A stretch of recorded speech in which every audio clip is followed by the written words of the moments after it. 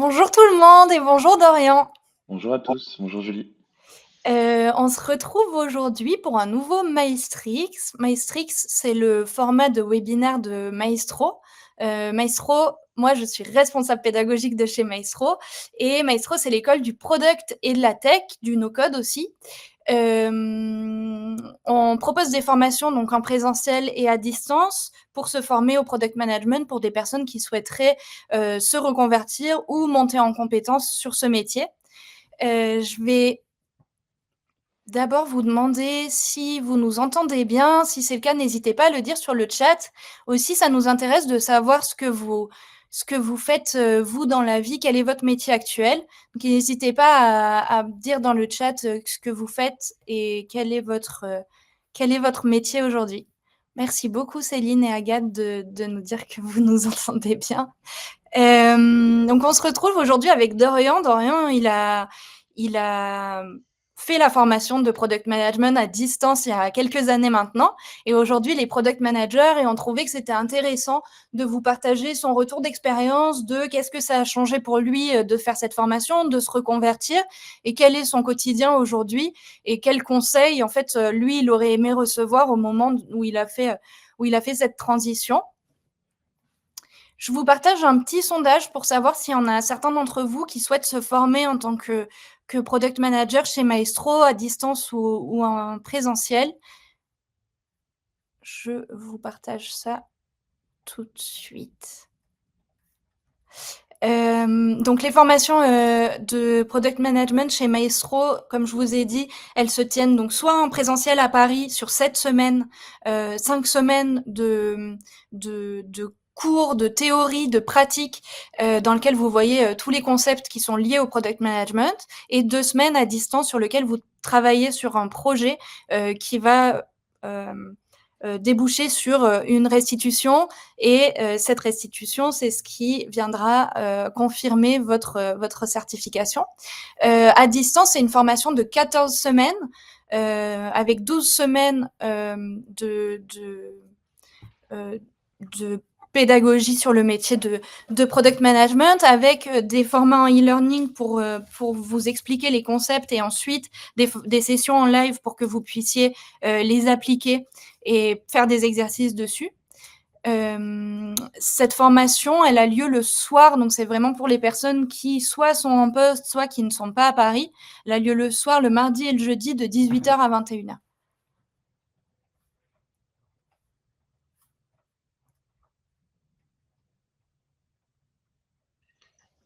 Alors, je vois consultante digitale, consultante, SCSM, et vous souhaitez en savoir plus sur le product management, product owner, Assez varié donc. assez varié.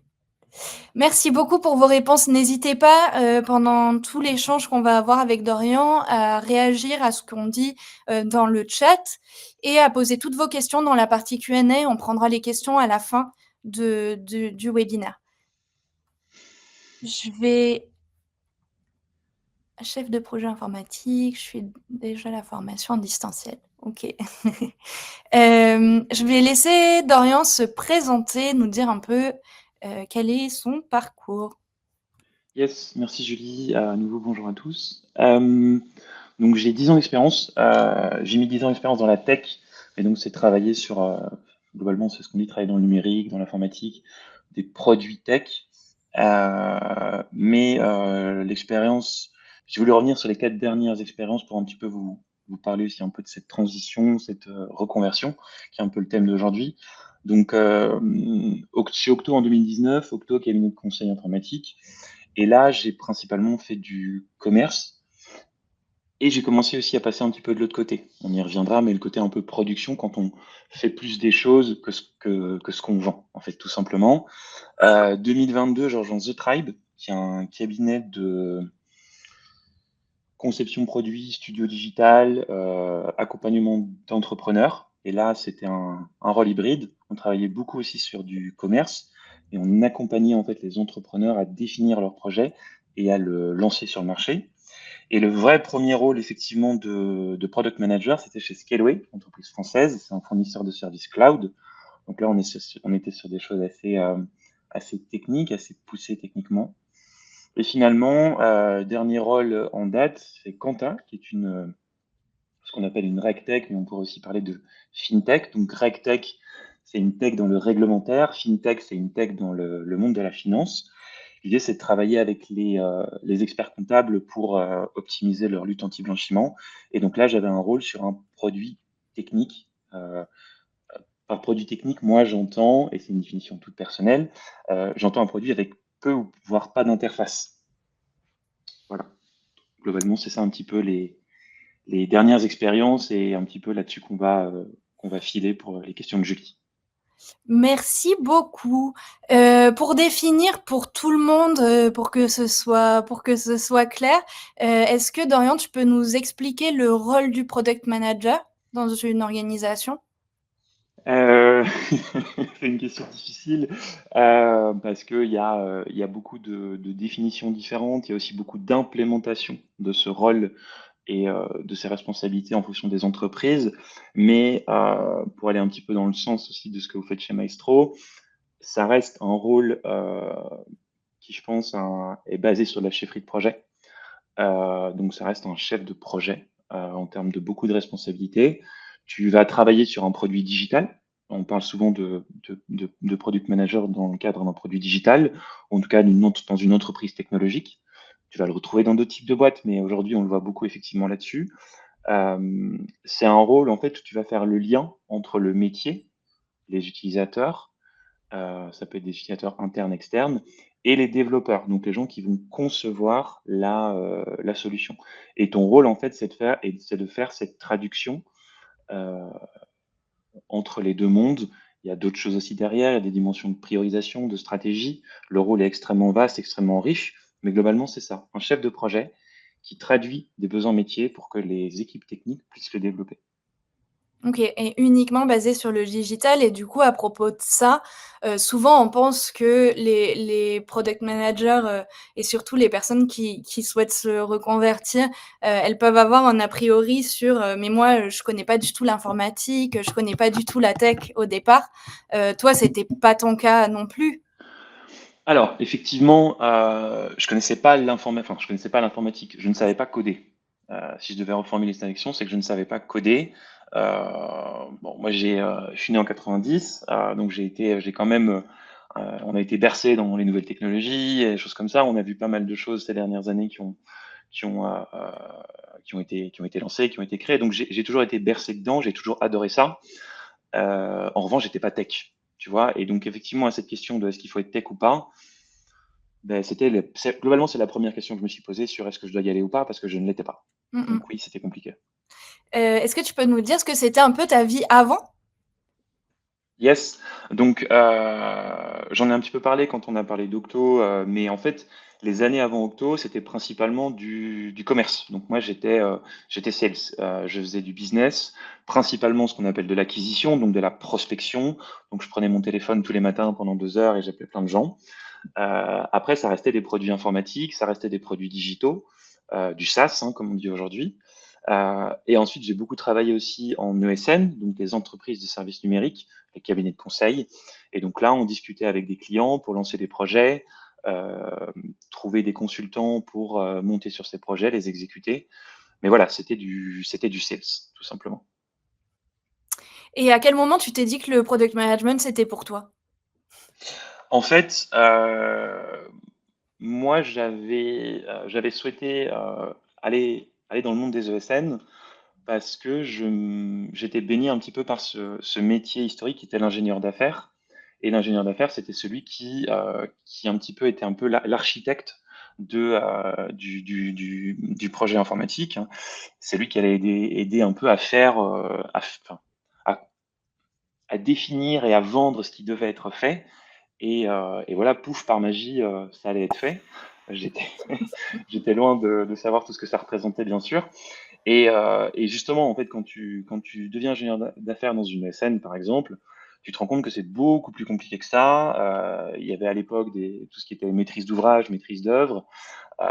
Et donc, en fait, à partir de ce moment-là, j'ai été mis au courant de ce que c'était le produit, principalement par les rôles de product owner et de scrum master. Et c'est là que je me suis dit, tiens, mais c'est quelque chose qui m'intéresse, c'est une posture qui m'intéresse, c'est un quotidien et des responsabilités qui m'intéressent et que je pense que je peux faire. Voilà. OK. Et c'est quoi qui t'a attiré dans le rôle, spécifiquement? Il y a deux choses. La première chose, c'est le côté construire. C'est que je fais souvent la métaphore avec un match de foot ou rugby pour les plus sudistes d'entre nous. Mais l'idée, c'est que j'avais toujours un peu l'impression, même pas d'être l'entraîneur, mais d'être benché, quoi. J'étais vraiment sur le banc et tu regardes les joueurs un petit peu évoluer. Là où moi j'avais envie, ce que je disais par passer côté production, c'est j'avais envie de vraiment participer au match, aller passer la balle aux collègues et voir ce projet en fait qui se construit, tu vois. Et ça c'est la première chose. Et la deuxième chose, c'est que je trouvais qu'il y avait quand même certaines similarités avec le rôle de sales, en tout cas dans les entreprises de conseil, c'était le côté être un peu à la croisée des mondes. Moi, j'aime pas trop m'enfermer dans un domaine.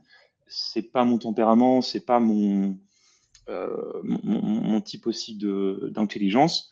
Et donc, j'aimais bien cette idée de pouvoir parler avec plein de personnes, d'essayer de comprendre les attentes et les objectifs de chacun et d'essayer que tout le monde se retrouve un petit peu au milieu, tu vois. Donc, c'est pour ça que c'est ça qui m'a attiré globalement. Ouais. Et est-ce que tu as parlé avec beaucoup de product managers avant de te dire: «OK, c'est vraiment ça que j'ai envie de faire»? Enfin, comment tu t'es informé? Alors, le moment où tu te dis je vais faire cette reconversion et le moment où cette reconversion se lance, il y a un monde. Et en fonction des réalités des gens, en fonction de ta situation pro, ta situation perso, c'est extrêmement difficile. Euh, et moi, effectivement, donc j'ai fait trois trucs. Euh, la première chose, c'est effectivement, c'est discuter avec des gens. Et c'est rigolo parce que finalement, c'est ce que tu fais en tant que product manager quand tu te poses la question est-ce que oui ou non il faut y aller sur cette fonctionnalité ou pas. Tu vas discuter avec des gens qui font ou qui sont intéressés par ce que tu as envie qui arrive. Et donc, ouais, j'ai discuté avec pas mal de monde. Je crois que dans l'espace de, je crois que je devais faire deux calls par semaine minimum. Ça, c'est super important parce que ça te permet de comprendre aussi les réalités du métier. Euh, je pense aussi que c'était important pour comprendre aussi les choses un peu moins cool sur ce métier. Parce que quand tu fais une reconversion, euh, souvent, on se dit, une reconversion, on est extrêmement motivé parce que tu as un regain d'énergie, tu es convaincu que c'est la chose qu'il faut faire. En revanche, il faut aussi que tu te rends compte que tout n'est pas, enfin, tout n'est pas tout blanc. Il y a des zones grises, il y a des zones un peu plus sombres aussi. Et il faut être OK qu'à un moment, tu vas devoir mettre les mains dans le cambouis. À un moment, ça va pas être cool. À un moment, ça va être ennuyant pour X ou Y raison. Et pouvoir discuter avec des acteurs terrain, réellement échanger avec eux et poser cette question-là, quitte à dire qu'est-ce que tu aimes moins dans ton métier, bah, ça m'a en fait ça m'a conforté parce que je me dis oui bon ça ok ça va je suis prêt à accepter ces choses-là. Donc oui je me suis énormément ça m'a pas mal forgé ces échanges-là. J'ai beaucoup lu évidemment pas mal de podcasts. C'était l'époque du podcast. Moi ma reconversion j'ai fait durant le Covid 2020-2021. Donc c'était l'époque où il y avait les premiers podcasts de Timothée Frein, les clés de voûte, les produits de squad et des choses comme ça. Donc j'ai aussi échangé avec eux. J'ai eu la chance de bosser un petit peu aussi sur le podcast. Donc tu sais, il y a une dimension de t'intégrer un peu dans cette communauté-là. Mmh. Ça c'est non négligeable quand tu veux faire une reconversion. Les lectures sont importantes. J'ai pas fait les lectures les plus standards, celles qu'on recommande. Il y a des lectures qu'on m'a dit que je devais lire, que j'ai toujours pas lu parce que franchement, c'est pas que c'est compliqué à lire, quoi. Tu sais, c'est hors sol parfois, mais bon, bref, c'est un autre sujet. Et, et voilà, c'est principalement, c'est ça l'idée, quoi. OK.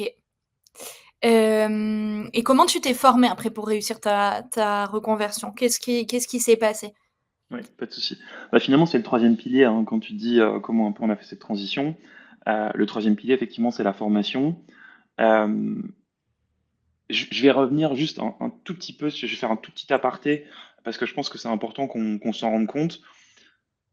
Moi, je suis pas français à la base. Je suis arrivé en France il y a 10 ans et je me suis rendu compte en France, c'est peut-être le cas ailleurs, hein, mais en tout cas, ça m'a assez surpris, c'est qu'il y a une forte théorie du signal. C'est-à-dire que si sur ton CV, aussi sur ton profil, tu n'as pas le bon signal, et par signal, j'entends le mot-clé, la bonne expérience, la bonne boîte, potentiellement, tu vas pas passer certaines portes dans le process de recrutement et même au quotidien. Et justement, c'était vraiment le cas au niveau du produit. En plus, le rôle n'était pas encore vraiment très défini, n'était pas autant à la mode qu'il ne l'est aujourd'hui. Mmh. Et donc, j'ai dû en fait me former pour pouvoir dire, bah, écoute, voilà, ces signaux-là, je les connais. Je les ai pas mis en pratique, mais je les connais et j'ai été formé pour. Et donc, j'ai fait 2 bootcamps. Le premier bootcamp, c'était un bootcamp de data science. Et je dis bien de data science. Je l'ai fait il y a 5 ans, je l'ai fait avec Jeddah. Super bootcamp de data d'ailleurs. Regardez si jamais ça vous intéresse. Euh, Ensuite, j'ai fait évidemment Maestro 1 an après. Parce que, si tu veux, j'étais convaincu que le métier de PM, si j'avais la dimension technique, et on revient un peu à ta question du début, ça allait passer parce qu'il y avait moyen de faire, de réutiliser les compétences business sur des compétences produits.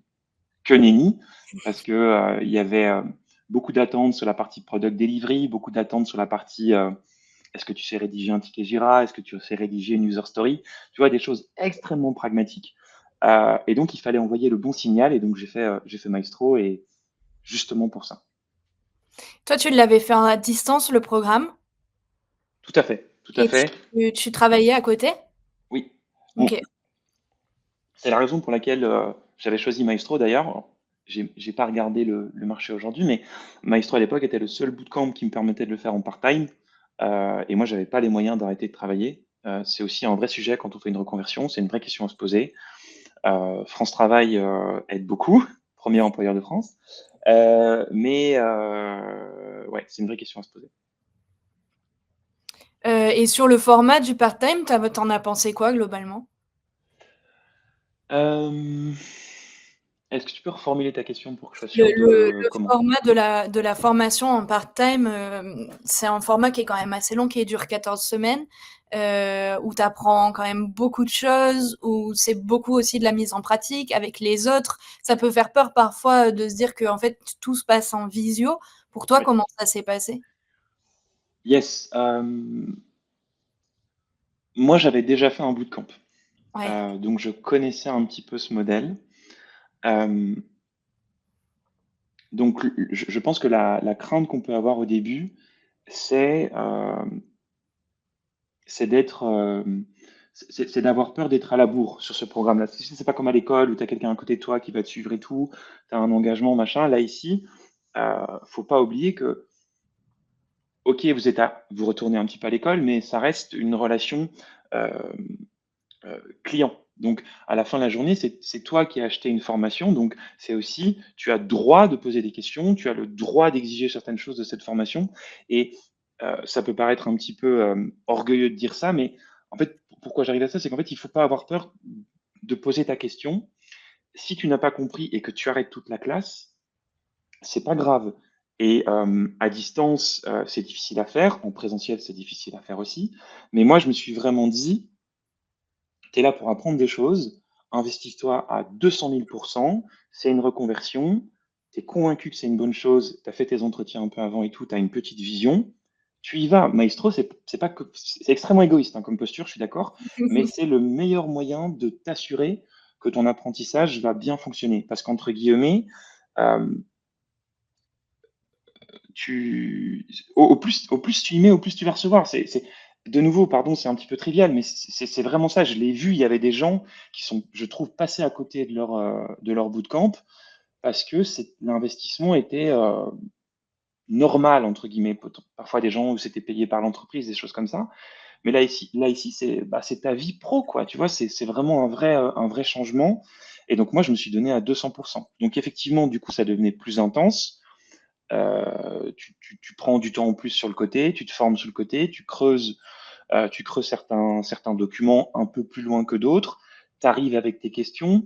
Euh, je sais plus si c'est, je sais pas si c'est toujours le cas aujourd'hui, mais certains modules, on recevait des éléments à l'avance, tu les prépares, ça peut sembler trivial, mais en fait, tu sais, quand on va à l'école, on est jeune, donc on est un peu en dilettante et compagnie, parce que voilà, on n'est pas fini.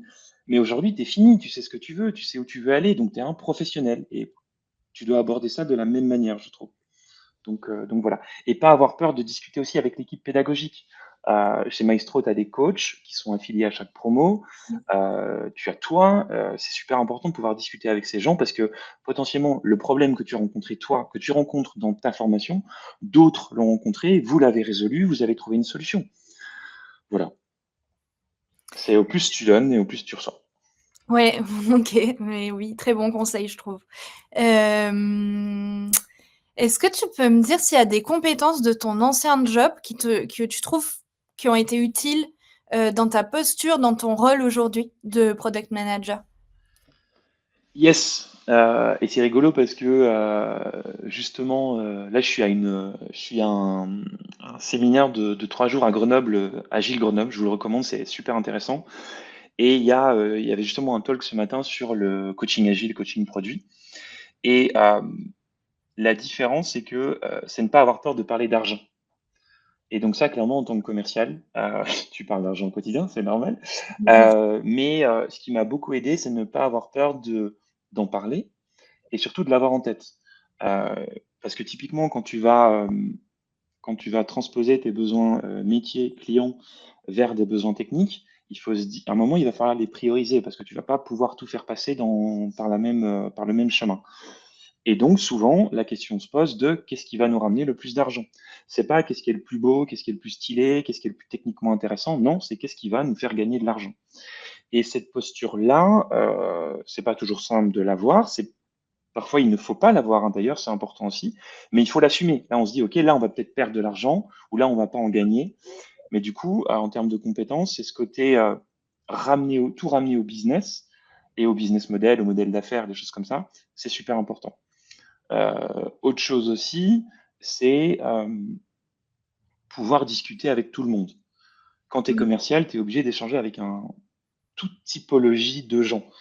Moi, j'ai discuté avec des DRH, j'ai discuté avec des DSI, j'ai discuté avec des fondateurs, des CEO, des directeurs commerciaux, tu vois. Donc, c'est des tempéraments différents, des postures différentes. Et quand tu es product manager, tu discutes avec tout type d'utilisateurs aussi. Et donc, de facto, tu crées une posture un peu, une bonne posture d'écoute, tu essayes de rebondir de la bonne manière, les gens sont pas les mêmes. Donc, pouvoir justement sortir dehors, et c'est le cas, un des bouquins qui est super intéressant à lire, c'est le Lean Startup. Et c'est un des premiers trucs qu'on me dit, c'est sortir dehors. Pardon pour la redondance, mais c'est la traduction du côté Lean. Donc ça, c'est super important. Donc, parler argent, discuter avec un max de gens et savoir communiquer, en fait, tout simplement. Hem, Est-ce que tu t'es senti légitime, rapidement dans ton poste ensuite? C'est une question difficile. Et je pense que c'est une question globalement qui est, quand tu es en reconversion, c'est très dur de te sentir effectivement dès le début légitime. Euh, je vais pas parler de la légitimité dans la phase de recherche d'un boulot à l'issue du bootcamp, c'est une autre discussion, mais plutôt parler de quand tu arrives sur le poste. C'est très compliqué parce que tu, tu sais, c'est un mix entre j'ai peur et j'ai très très envie. J'ai peur et je suis très très content parce que j'y suis arrivé, je suis là, c'est bon, on m'a fait confiance. Et je pense qu'il faut, du coup, est-ce que je me suis senti légitime? Non. En revanche, un des conseils que j'avais eu dans le passé, c'était, si, de nouveau, ça va paraître un petit peu bullshit, mais un peu à l'américaine, mais si toi, t'as pas confiance, aie confiance dans les gens qui ont eu confiance en toi, tu vois. C'est que si tu as eu envie de travailler avec ces gens, tu leur fais confiance, ben, eux te font confiance aussi. Donc, tu sais quoi, quitte à te déresponsabiliser un petit peu de cette confiance, ben, fais leur confiance. Et qu'est-ce que ça implique? Ça veut dire que si tu te sens pas légitime, ça veut dire que tu te poses des questions. Et ben en fait, ces questions que tu te poses, tu dois pas avoir peur de les poser à eux. Et tu vois, on revient un petit peu à ce qu'on disait par rapport au format du bootcamp et tout. Pardon, c'est de poser tes questions. De nouveau, c'est un conseil qui est trivial, mais pose tes questions parce que on est là pour que tu réussisses, on t'a engagé, donc on est là pour que tu réussisses. Je veux dire, sinon, ça n'a pas d'intérêt. Mmh, mmh, mmh, mmh. Est-ce que tu peux nous parler de l'après-formation? Comment tu as trouvé ton premier poste de PM? Yes.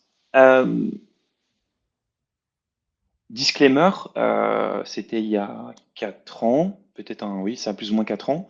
C'était pas le même marché qu'aujourd'hui. Je tiens à le préciser pour l'audience. La conjoncture actuelle est pas simple. Donc, ce que je vais dire, c'est vraiment retour d'expérience à l'époque. On pourra revenir éventuellement dessus s'il y a des questions. Donc, globalement, je peux pas dire que j'ai galéré. Euh, j'ai envoyé des CV un peu partout. J'ai eu des retours de temps en temps. Mais surtout, en fait, moi, j'ai été coopté. Donc, j'ai été coopté chez Scaleway via des connexions que j'avais de chez Octo. Il y a pas mal d'enfants Octo un petit peu partout dans la tech en France et à Paris. Et donc, ça a permis d'avoir un peu des contacts. C'est super important. Je pense que c'est toujours le cas aujourd'hui. Donc, moi, j'ai été coopté de un. Et de deux, j'ai eu la chance euh, d'être coopté dans une boîte qui faisait des choses que j'avais déjà vues. C'était du cloud. C'était quelque chose d'assez spécifique. Ça reste quelque chose d'assez spécifique. Et je faisais un peu de cloud. J'étais baigné, en tout cas, dans cet écosystème-là quand j'étais chez Octo. Donc, voilà, c'est allé assez vite. Après, j'ai le case study. On pourra y revenir aussi. Et je sais que chez Maestro, on forme énormément à la fin du programme à préparer ton case study. Le case study, c'était un job à plein temps pendant 2 semaines. Mmh. J'ai fait que ça pendant 2 semaines. Je me suis explosé à faire ce case. J'ai fait des formations. J'ai limite passé une certif pour ce case. J'exagère à moitié parce que je voulais ce taf. Je voulais Mmh. ce taf et voilà. Donc oui, OK. j'ai eu de la chance, mais derrière, effectivement, tu dois faire l'extra mile, bien sûr. Ouais, ouais, ouais. Je pense qu'effectivement la notion de réseau, c'est hyper important. Et pour info, l'idée c'est que nous dans nos formations, on vous fait rencontrer beaucoup, beaucoup de product managers, beaucoup d'intervenants, qui sont eux en poste ou en freelance, mais en tous les cas qui sont dans cette communauté pour justement essayer de faciliter, votre entrée dans cette communauté, dans ce réseau et justement le développer ce réseau aussi par le réseau d'alumni, donc des personnes qui ont déjà fait qui ont déjà fait la formation et qui sont dans des entreprises suite à la formation. Euh, Est-ce que tu peux me dire, avec le recul là que tu as aujourd'hui, ce que tu aurais aimé savoir avant de te lancer? Euh, Même si tu t'étais beaucoup renseigné, etc., est-ce qu'il y a des choses où tu te dis ça, j'en avais pas entendu parler et j'aurais aimé être au courant? euh, ouais, oui, il y a deux choses euh, que je, m- que je me, auxquelles ça me fait penser. J'en parle de temps en temps quand j'échange avec des gens qui veulent devenir product et tout. La première chose, c'est que euh, je ne savais pas quand fermer mon ordi le soir. Euh, tu vois, et franchement, et pour vous dire la confiance que j'avais dans mon boss, je suis allé le voir et je lui ai dit, écoute, là, je ne sais pas si je peux rentrer chez moi ou pas. Et indépendamment des horaires, c'est pas le point parce qu'en plus, c'était à distance, donc c'est encore plus compliqué. Mais je ne savais pas en fait quand est-ce que j'avais fait une journée productive. Euh, et c'est pas parce que le job est un peu enfin, c'est juste, parfois, enfin, il y a toujours des choses à faire. En plus, en product management, on parle beaucoup de continuous, mets ce que tu veux derrière. Et donc, il y a vraiment cette dimension de au plus tu y mets, au plus il y a des choses à faire. Il y a toujours un produit à aller analyser, un concurrent à aller regarder, euh, des tickets dans l'outil de gestion de delivery à regarder un petit peu. Donc ça a été très dur. Et en fait, du coup, tu fais l'engagement de moyens et tu te dis, bon, ben là, je pense que c'est bon. Donc ça, c'est la première chose. Et la deuxième chose, et c'est intrinsèquement lié à la première, c'est la gestion du temps long et du temps court. En tant que sales, euh, mes horizons de temps, c'était le trimestre, parce que tu as tes objectifs au trimestre, et ou le, euh, le temps de closing d'un deal. Si ton deal close au bout de Mmh. 6 mois, ben, entre guillemets, ta vie s'arrête, enfin, recommence tous les 6 mois. Et tu vois, c'est pas le cas dans le produit. Donc, ça, c'est pour le coup la dimension aussi un peu chefferie de projet, c'est de pouvoir te dire, là, je travaille maintenant sur des choses qui potentiellement n'arriveront que dans 6 mois, 8 mois, voire beaucoup plus tard. Mmh. Euh, je sais que j'ai travaillé sur des choses 3 mois après que je sois arrivé, qui ont été faites au moment où j'ai quitté la boîte. Donc, je les ai même pas vues et pourtant, j'ai travaillé dessus dès le début. Et pouvoir justement planifier ça correctement, c'est pas simple. C'est pas simple et ça demande beaucoup de discussions, beaucoup de travail de stratégie aussi, de vision. Ça, c'est un point important dans notre métier aussi, c'est où on va. Comme ça, tu sais, tu fais des dimensions un peu de rétro-planning, des choses comme ça. Voilà. OK. Super intéressant. C'est vrai que c'est pas des choses qu'on entend, qu'on entend souvent, mais ouais, super. Donc, Heu selon toi, c'est quels sont les skills qui font la différence, aujourd'hui sur le métier de product manager? Que ce soit, des soft skills ou plus des hard skills, est-ce que tu as identifié des choses qui font un peu la différence? Je les hard skills, je vais pas me prononcer parce que je pense que c'est compliqué. En plus avec, la l'IA générative en ce moment, ça bouscule un peu les cartes. Donc je préfère pas te répondre. Heu, Exception, je pense qu'il faut savoir coder un peu. Au sens, heu, un langage informatique, savoir un petit peu à quoi ça ressemble, avoir un petit peu bidouillé. Et j'insiste, il faut savoir coder, il faut pas savoir faire un prompt qui donne du code. C'est 2 choses différentes. Surtout si tu as aucune expérience derrière. Donc en termes de hard skill, personnellement, et c'est une vision toute personnelle, je pense qu'il faut comprendre ce que c'est de développer. Voilà, parce que tu travailles avec des développeurs au quotidien, tu as une posture qui est, un peu dedans dehors avec eux, donc il faut que tu puisses, de temps en temps pouvoir te mettre à leur place. Donc en termes de hard skill, je vais pas m'étendre, mais le code me semble important. En termes de soft skills, pour le coup, là, on peut plus un peu discuter. La communication, je pense que c'est super important. Savoir communiquer, savoir présenter tes idées. Euh, on en a parlé un petit peu, c'est ce que j'ai pu récupérer aussi du passif de business. Mais quand tu es PM, tu vas devoir, tous les jours, tu dois euh, communiquer sur ce que tu fais. De par le fait qu'on est à la croisée des mondes, parfois les gens peuvent ne pas comprendre ce qu'on fait parce que si tu veux, tu fais plein de choses. Et donc, quand on fait plein de choses, faut aussi montrer un peu l'impact que tu as. Et ça, il faut savoir communiquer dessus. Donc, ça, c'est important. Euh, c'est aussi un rôle, euh,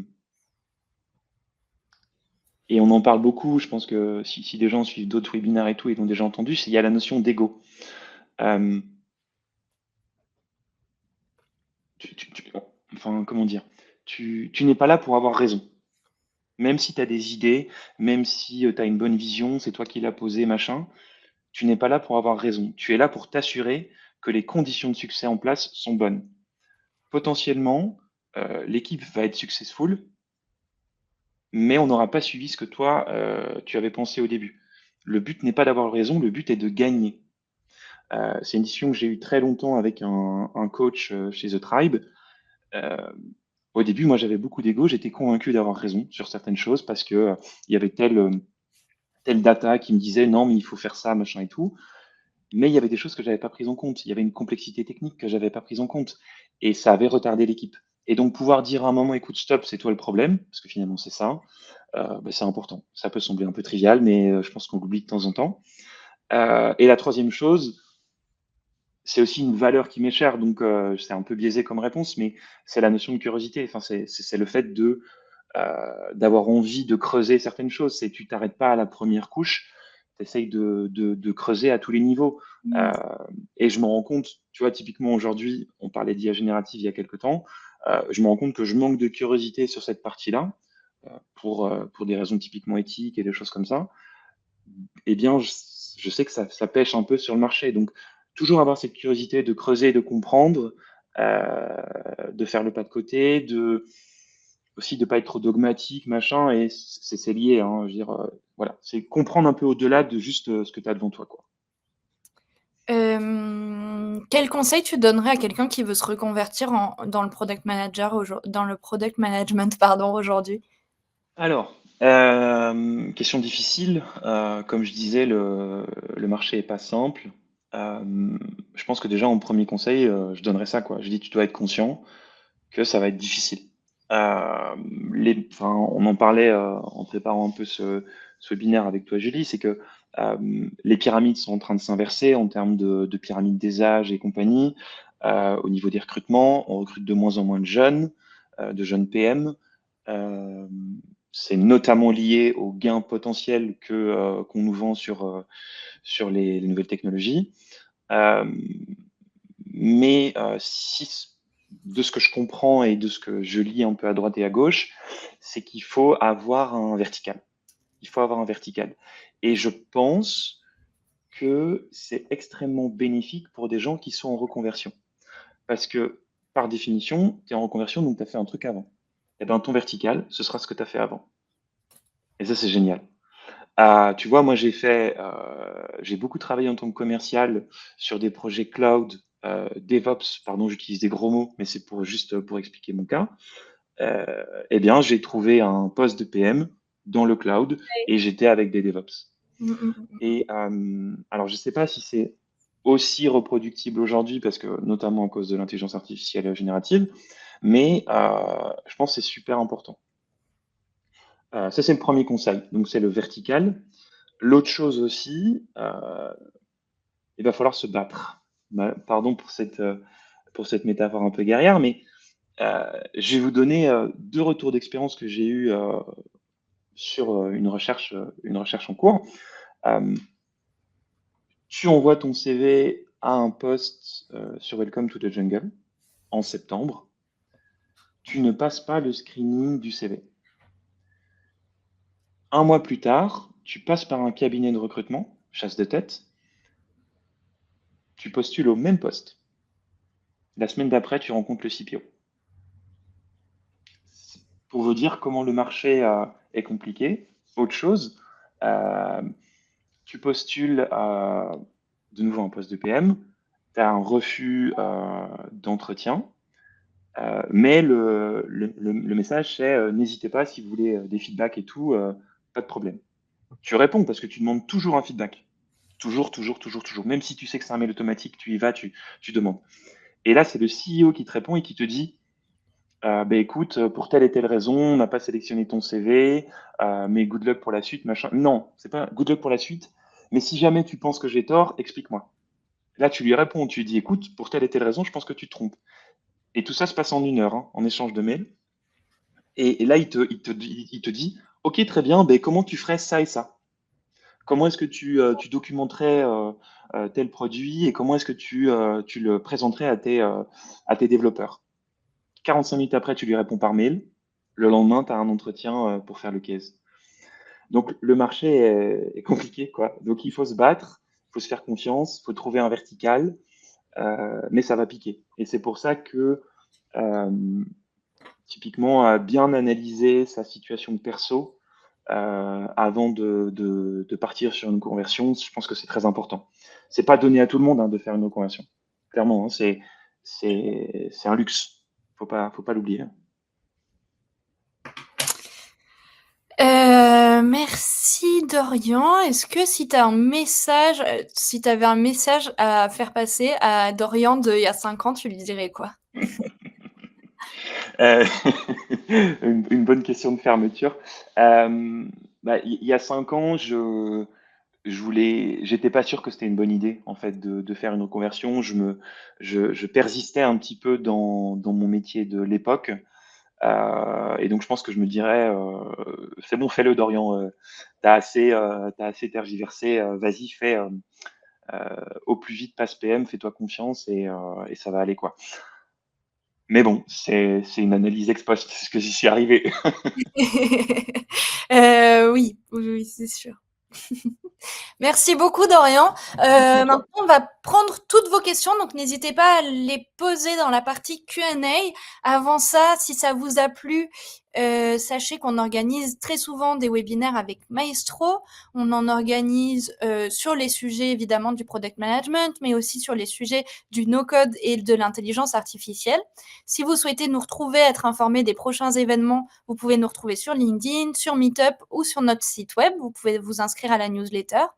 Par ailleurs, je vous mets les dates des prochaines formations. Donc, comme je vous le disais, des formations de reconversion en product management en full-time, c'est-à-dire en présentiel à Paris et en part-time, donc à distance, sur des cours du soir qui durent 14 semaines et les cours du soir ont lieu le mardi et le jeudi.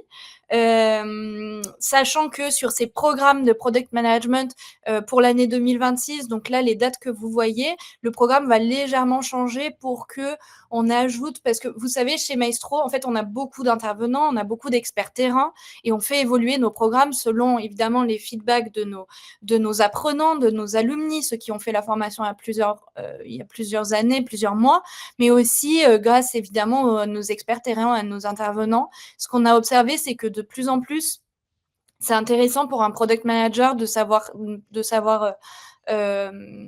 utiliser des outils qui sont un peu complexes, qui permettent de faire des automatisations, etc.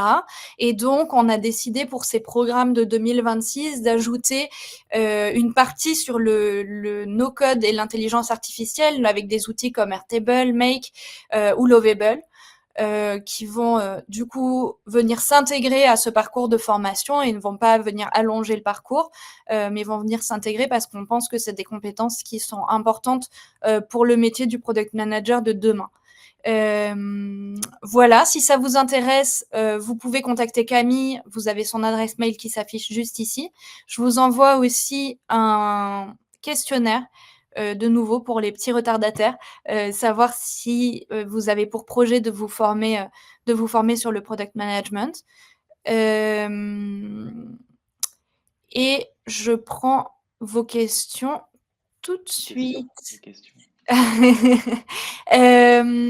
Laura qui posait la question de, tu sais, tout à l'heure, au début du webinaire, quand on a eu nos échanges, tu parlais de zone grise. Tu disais que tu t'étais renseigné et que tu n'avais pas hésité à demander au PM que tu avais rencontré quelles sont les missions, par exemple, qu'ils aimaient le moins dans leur quotidien, etc. Et tu parlais de zone grise. Il y a Laura qui demande quelles sont les zones grises depuis ton point de vue. Question difficile. En fait, je pense que ce qui est compliqué dans notre rôle,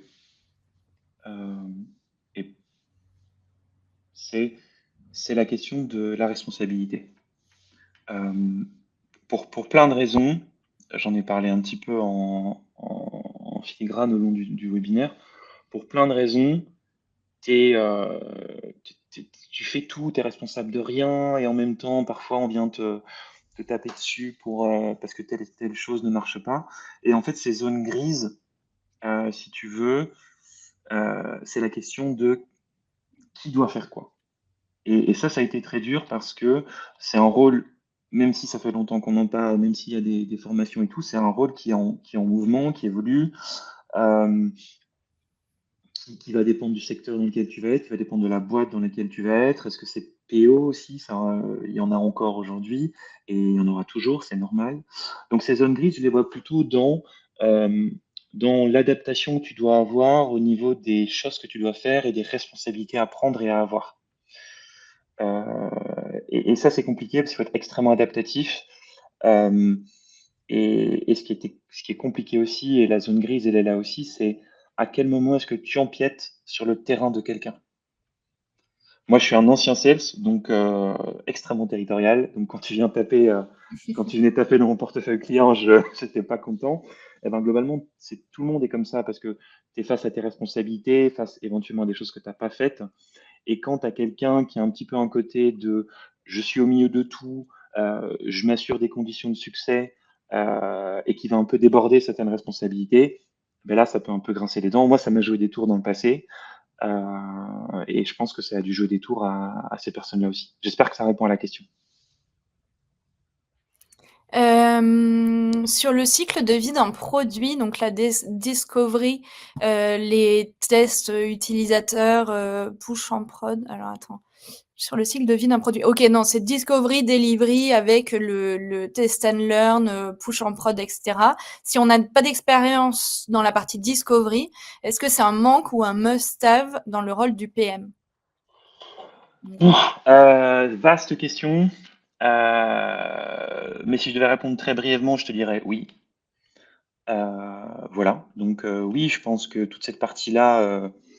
Alors, attention, parce que la question, c'est si on n'a pas d'expérience. Globalement, tu es en reconversion, donc tu n'as pas d'expérience sur le papier en product discovery, comme on dit. En revanche, il faut pas oublier que la product discovery, je vais être un peu brutal et je vais schématiser très vite, c'est aller poser les bonnes questions aux bonnes personnes. Globalement, beaucoup de gens dans leur métier font ça au quotidien. Poser les bonnes questions, ça veut dire quoi? Ça veut dire travailler en amont sur pourquoi est-ce que je veux discuter avec certaines personnes et leur poser des questions. Quel est l'objectif qu'il y a derrière? Ça, c'est ton objectif de discovery. Donc, tu as déjà commencé à cadrer le truc. Quelles sont les questions que je veux poser? Ça s'appelle un guide d'entretien. Est-ce que ça serait bien que je pose les mêmes questions à tout le monde? Ça, c'est la démarche scientifique de ta discovery.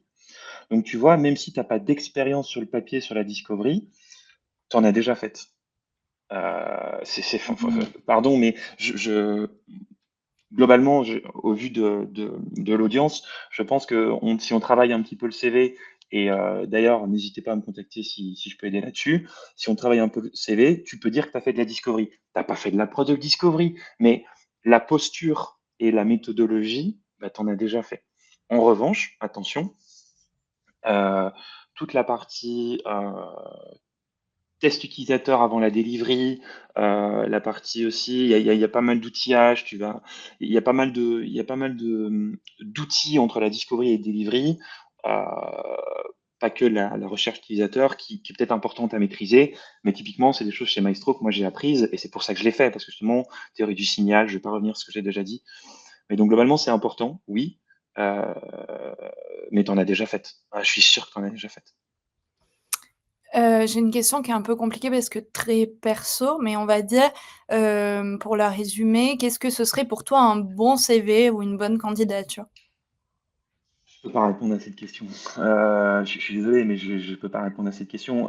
J'ai partagé les deux retours d'expérience que j'ai eu dans ma recherche personnelle, parce Mmh. qu'aujourd'hui je cherche.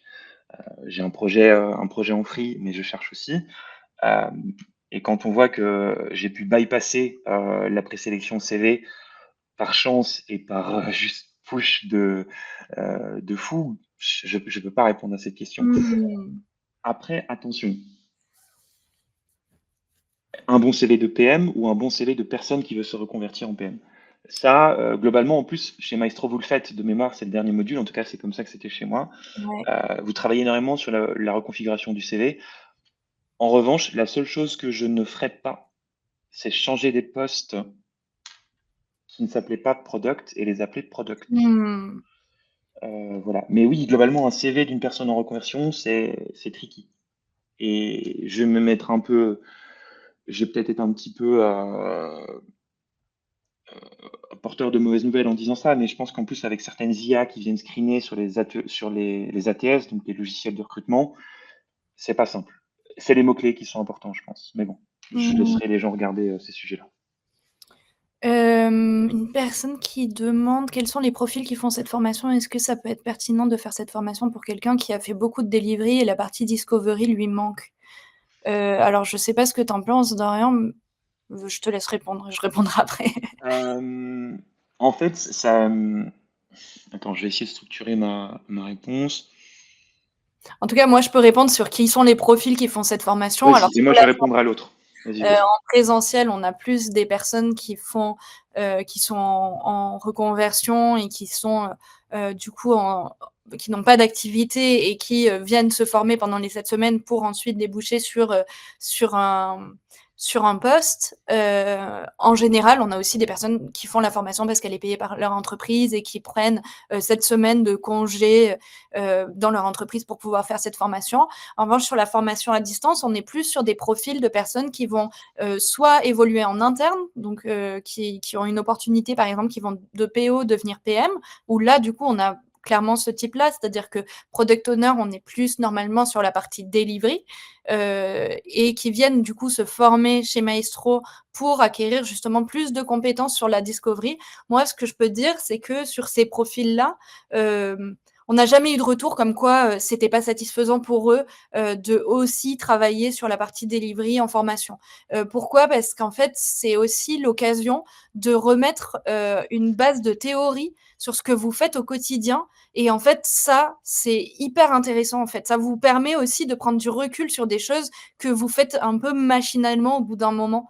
Voilà. Et du coup, oui, ça peut, enfin, selon moi et selon les apprenants que j'ai en formation, les alumni, je pense qu'il est pertinent de faire la formation si on cherche seulement à progresser sur la discovery, parce que moi, je pense qu'on va aussi progresser finalement sur la delivery au Mmh. passage. Ouais. Non, mais je te rejoins, il y a une dimension de professionnalisation et de signal qui est non négligeable. Pour aller un peu aussi se revenir un peu sur la partie discovery, faut se poser la question de, parce que la personne avait déjà posé une question sur la discovery juste avant, Ouais. il faut s'assurer que ton profil ne passe pas sur des postes de PM parce que tu n'as pas fait de discovery. Pardon pour cette question triviale, mais si c'est pas ça le problème, ben t'inquiète pas trop pour la discovery. Euh, voilà. Après la discovery, oui, de nouveau, il y a cette théorie du signal, j'entends, mais la discovery, ça s'apprend, pour le coup, ça s'apprend quand même assez bien sur certains bouquins. Moi, je recommande, je m'étais noté d'ailleurs quelques bouquins à vous recommander. Je recommande le Continuous Discovery Habits de Teresa Torres. C'est vraiment un super bouquin pour cette partie-là. Il y a d'autres choses sur la partie questions utilisateurs, des choses comme ça, de Mom Test aussi qui est très bien. Mais donc voilà, il faut vraiment se poser la question, s'assurer que c'est la discovery le problème pour décrocher le boulot. Parce que si c'est pas ça, tu peux faire d'autres choses sur le côté aussi. Mais clairement, la partie discovery du bootcamp, elle est top. De mémoire, c'est 40% de la formation, quoi. Top, Julie. Et c'est bien d'avoir mis un lien Fnac et pas un lien Amazon. Ouais, j'y ai prêté attention, figure-toi. C'est bien, Julie. Juste pour finir, bon, ça reprend un peu tout ce que tu as dit au global, parce que la question, c'est combien de temps as-tu besoin pour cette reconversion? À partir de ton expérience, quel a été le plus gros challenge et quels conseils aurais-tu? Tu as déjà donné beaucoup de conseils, tu as déjà parlé quand même des challenges que tu as rencontrés dans ta reconversion. Est-ce que tu as un petit mot de fin peut-être pour répondre à Tatiana? Euh, j'ai- c'est compliqué parce que tu sais, j'ai pas envie de tomber dans le pathos, mais je pense franchement c'est un métier génial. Je suis extrêmement fier et honoré de pouvoir d'avoir pu faire cette reconversion. Euh, donc franchement, allez-y, mettez toutes les forces que vous pouvez donner dans cette bataille-là, parce que ça reste une bataille, de par le fait que c'est une reconversion, et surtout de par le fait que le marché n'est pas simple. Euh, donc voilà, moi j'ai eu la chance que ça n'a pas pris trop de temps, même si la réflexion a été longue. En revanche, moi ce que j'aurais aimé qu'on me dise, peut-être, c'est ne sois pas intimidé par le dogme existant. Je pense qu'il y a énormément de dogmes sur ce métier. Euh, il y a du dogme beaucoup sur la partie Scrum, sur la partie agilité. Donc moi, mon conseil, c'est ne pas avoir peur de ses convictions par rapport au monde que tu vas rejoindre, parce que de par le fait que tu viens de l'extérieur, tu as une posture qui va enrichir le monde du produit, par définition. Par définition, tu vas enrichir. Tu as envie d'évoluer dans le monde du produit, tu as un regard extérieur, tu as un regard avec ton expertise. Donc, tu ne peux que améliorer les pratiques produits. Donc, ça veut dire réfléchis à comment tes expériences peuvent améliorer une méthodologie, lis des choses avec le regard que tu as de non-produit et tu te dis, ah tiens, ça c'est intéressant, ça c'est n'importe quoi, machin, je pense qu'il faut faire comme ça. Euh, et aussi, finalement, ne te fais pas trop embarquer par ce qu'il faut faire, ce qu'il faut lire. Vous allez probablement beaucoup entendre parler de Marty Kagan. Je ne vais absolument pas critiquer ce monsieur qui est extraordinaire et qui a fait énormément de taf pour cette communauté et tout. Mais typiquement, moi, je n'ai jamais lu entièrement un de ses bouquins. J'espère que personne ne me flagellera là-dessus. Mais il y a plein d'autres choses à lire très intéressantes. Voilà, je vais finir là-dessus, je crois. Bah, super. Merci beaucoup Dorian, merci à tous pour vos questions, merci pour vos réactions. On se retrouve bientôt et puis d'ici là, je vous souhaite une très bonne après-midi à tous. Bon après-midi à tous et merci.